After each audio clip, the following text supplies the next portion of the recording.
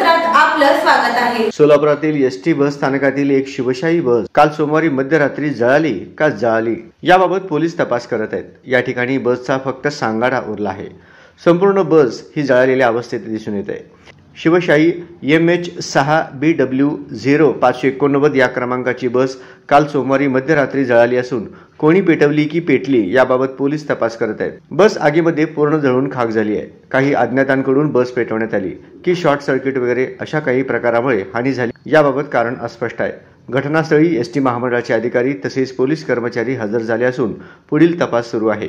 काल सोलापुरातील बस गाड्यांवर अज्ञातांकडून दगडफेक करण्यात आली होती, तर मध्यरात्री शहरातील मध्यवर्ती ठिकाणी असलेल्या बस डेपोमध्ये उभारलेल्या अवस्थेत असलेली शिवशाही बस आगीत बेचिराग झाल्याने पोलिसांनी तपासाची चक्रे वेगाने फिरवली जात असल्याचे समजते।